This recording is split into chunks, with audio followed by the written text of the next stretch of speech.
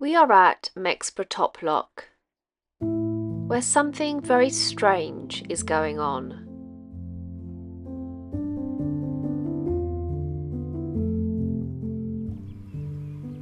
Last year, according to the Canal and River Trust website, there were 32,602 boats on the inland waterways across England and Wales.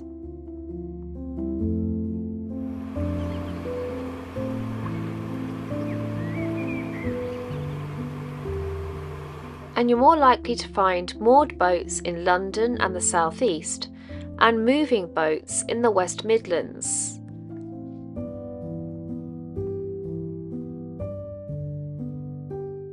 And the top 10 busiest locks do not feature Yorkshire at all.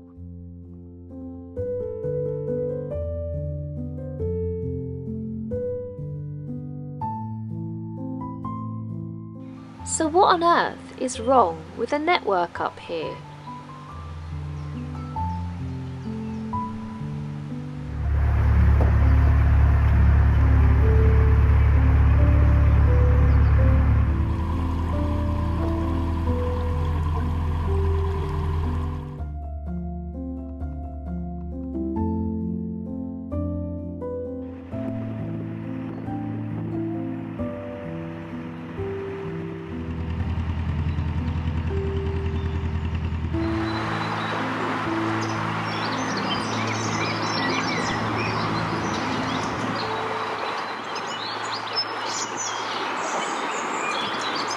These waterways are really interesting for two reasons. Number one, there just aren't any boats hardly on them.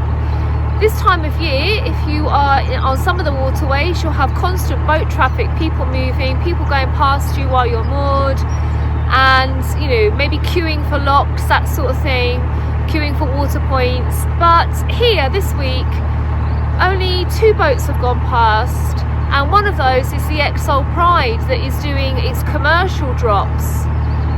So these waterways are really, really quiet. The second thing is they have so much in terms of history and interest and nature, yet they're unexplored really, or they're not, people don't seem to be coming here.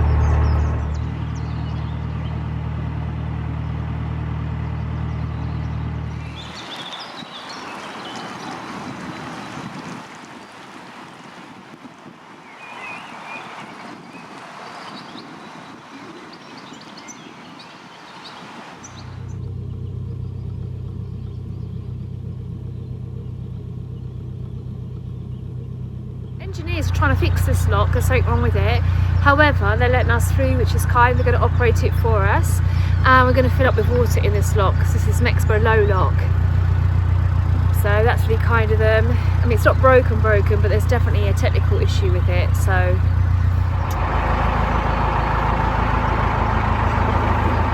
are there more problems in this region?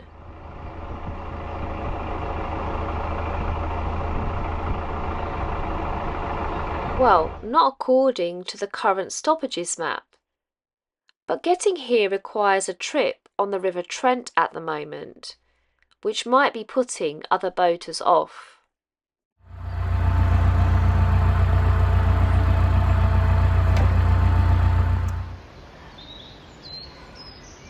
Have a little look at Oscar's Memorial, because it's here, isn't it? The little plaque. Come on then.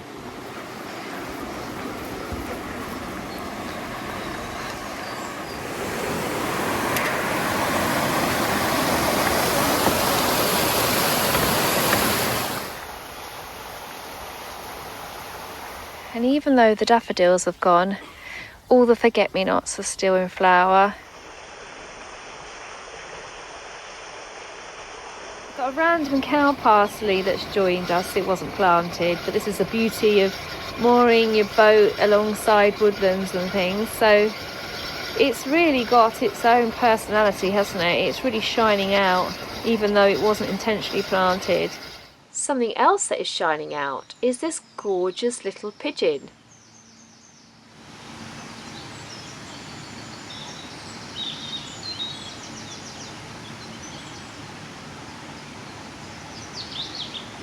Homing pigeons have been used since ancient times, and they played a crucial role in both world wars.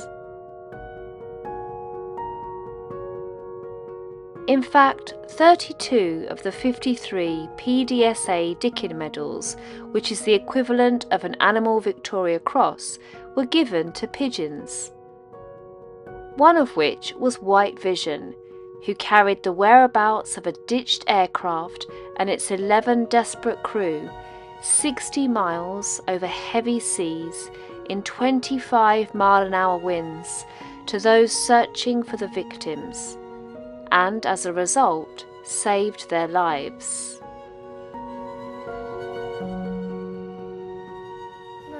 Maybe there's a story here. Maybe this racing pigeon was sent off on its race and stopped and fell in love with this other pigeon who doesn't belong to anyone, doesn't have a tag, and decided to give up life racing, not return back to where it should be, but spend its life with the pigeon that it loved, this one.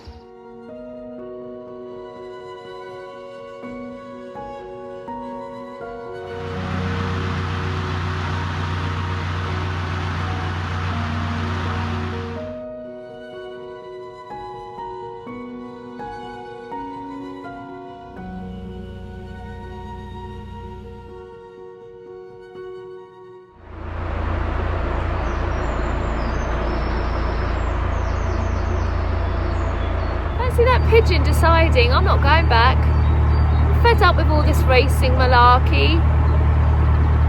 I'm going to eat bread that the lock keepers feed me. Do you know, it probably was a bargee in its former life. And it's fallen in love. It's just a lovely story.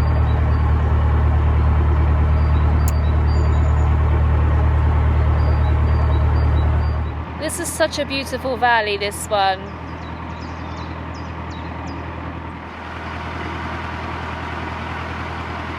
But once again, it was an empty valley, with just one boat on it.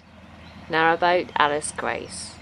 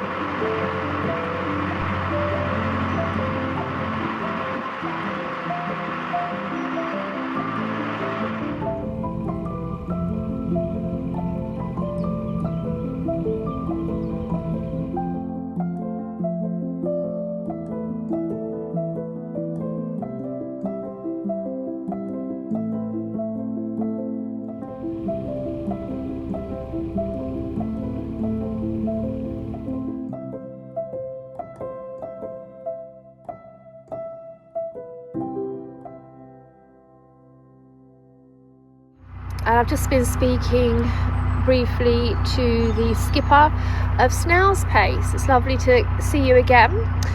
But he has just told us that this lock is broken. You need to operate it with a stick.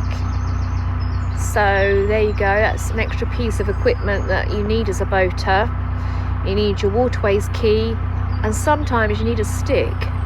Let's go and check this out. Let's have a look. Looks like someone's left the stick. Look at that. That's handy. Yeah, I see. That all makes sense. How can you have that conversation? Because things like that would take me a while to work out. Oh, I don't even need to press it because it's all ready. So I don't need the stick. I can just open the gates, hopefully.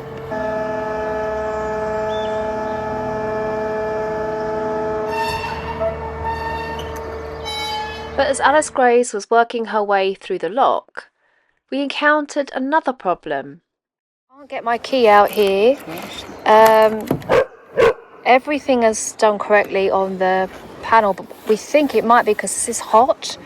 So I can't actually operate anything anymore. I can't even open the gates. They were closed. but it will not let me have my key back.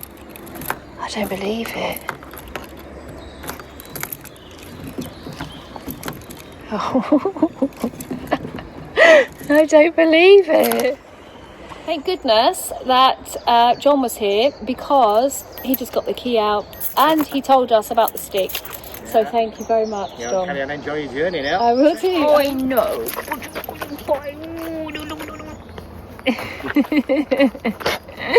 Happy boating. Yeah, apparently when the system gets really hot, the automated system, it cuts out, and it shut down. You couldn't operate any of the buttons, so hopefully it will cool down a bit. Not a cloud in the sky. Just a little slithering of moon.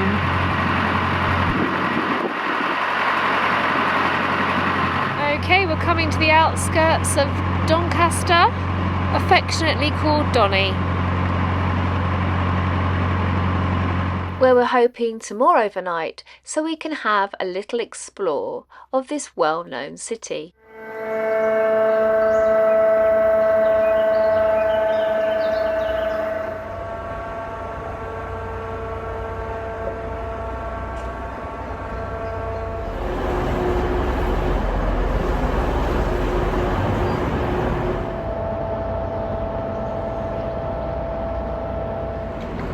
Oh, it's really low. It's really, really low here. I can't remember how to get off this way. So go around the way. Oh.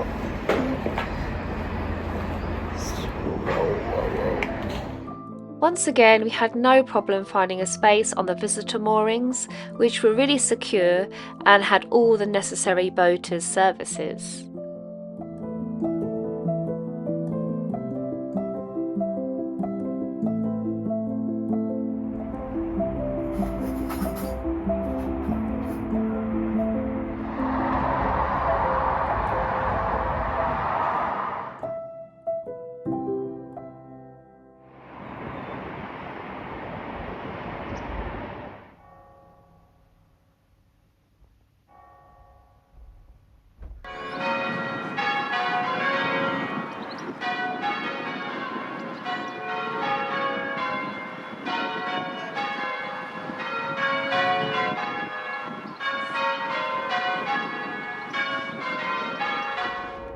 Up there is one of the largest musical organs in Europe. It is huge. Beautiful.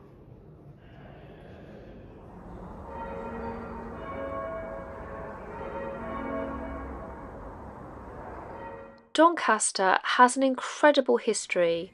I mean, woolly mammoths drop their teeth here. Massive mammoth tooth. Had a storybook with it. A Roman sarcophagus was found in Pollington Quarry. Oh my goodness.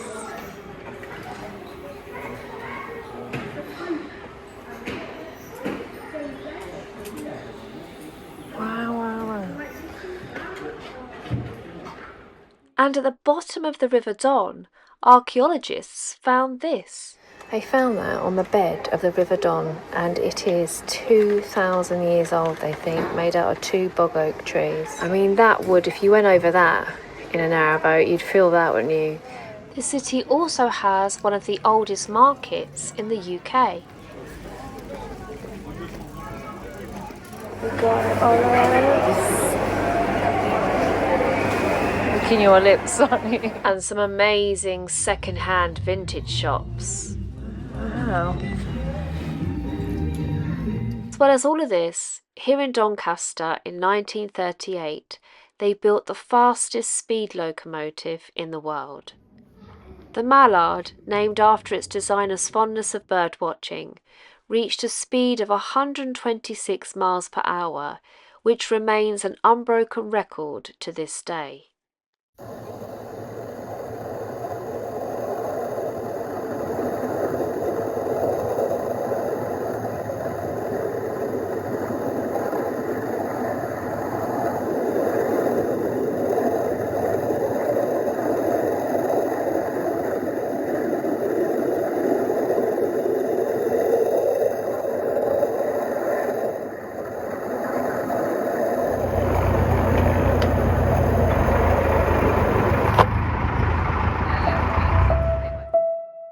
Then at 3 miles per hour, we were leaving Doncaster, heading for new waters, and curious to see if it was any busier in the final stretch of the Sheffield and South Yorkshire navigation.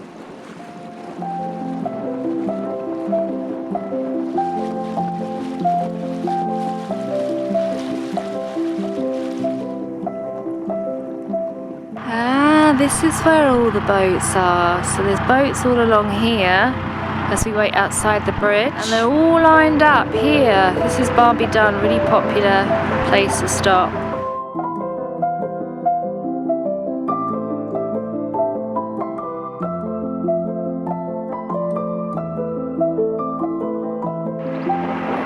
So we're going to make a turn here in a minute on the right hand side.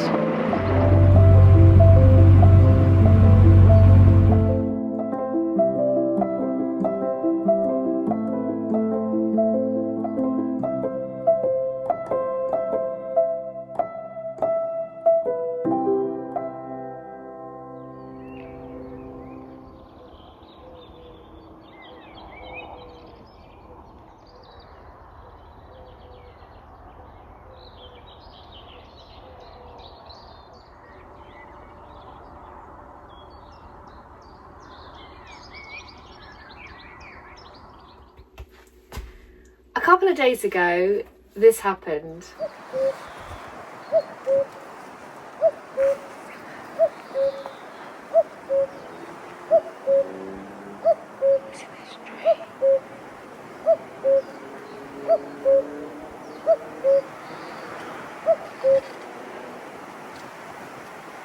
Is it this tree? Must be this tree. It's gorgeous. There it is. Oh, shh. Calm down. Right, okay, see if I can film. So it's really exciting because Zeph and I keep hearing the cuckoos, and we have seen a fleeting flyover, but but I haven't been able to capture it on film. So I filmed a pigeon thinking it was the cuckoo.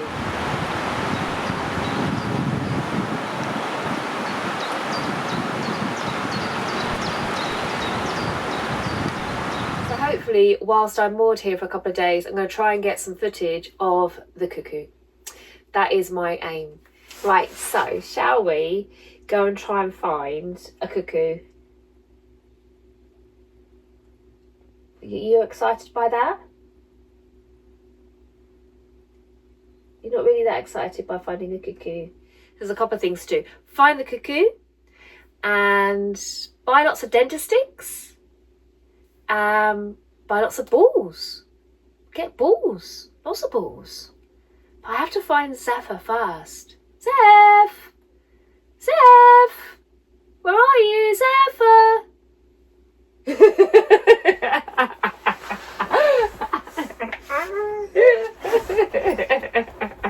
You did mommy being silly. Look what I've got. Look. Do you want to take it?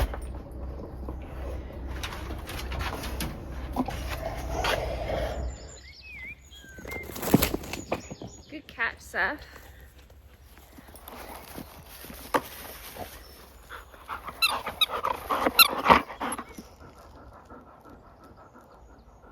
Look, I found a double dandelion. Look at that. Double dandelion.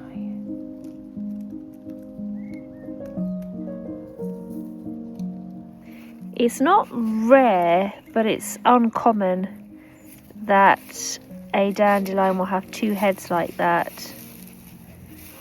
So it's a mutation. I just feel so, whoa, I just spotted that. Oh, listen to the cuckoo.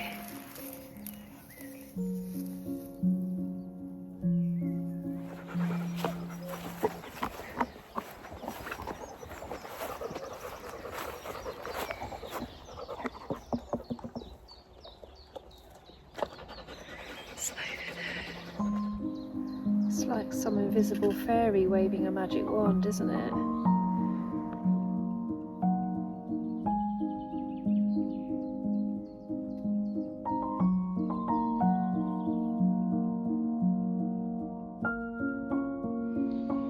They are full bags of pollen on those legs.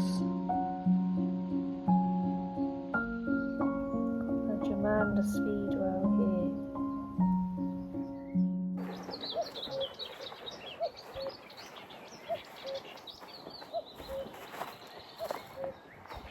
Get closer.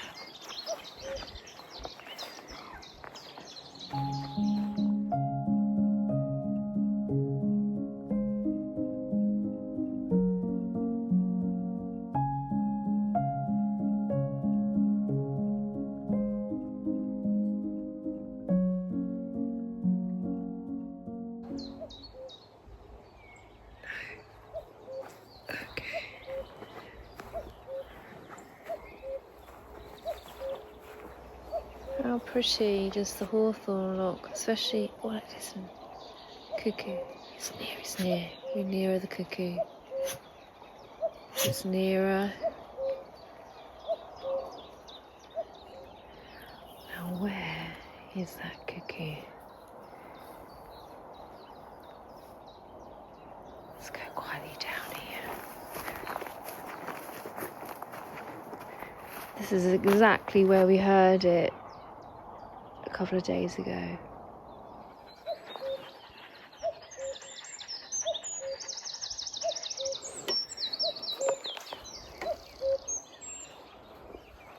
Oh, what's this? Is that it?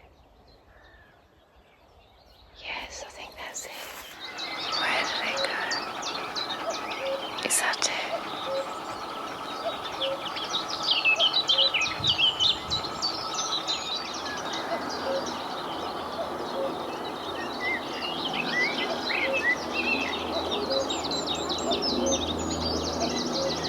Over there, I can't get a decent enough shot of it because my zoom is just not up to that, but I'm sure that was it.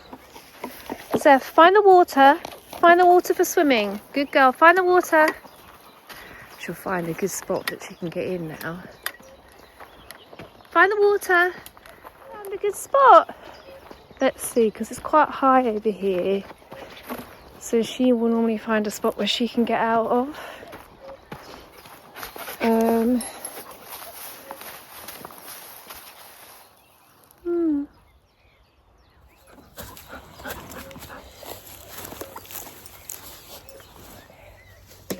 Ready?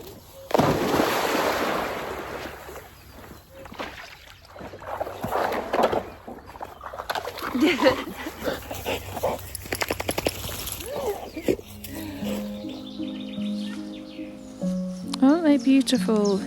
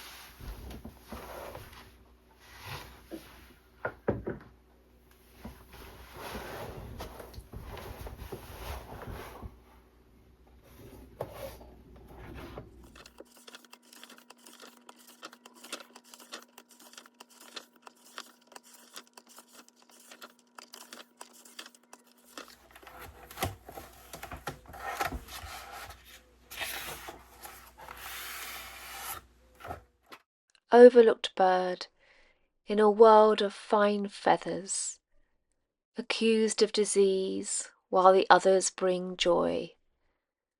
A coo for a call, heard, but then pethers away to the trickle song others deploy. Valorous heart that once beat across oceans, carrying lives in its unrefined beak, fearless and flockless, in total remotion from anything other than mission complete. And here now I watch one, unbound from its duty, weightless when walking despite of its rings, oblivious that it delivers to me its message to love all the overlooked things.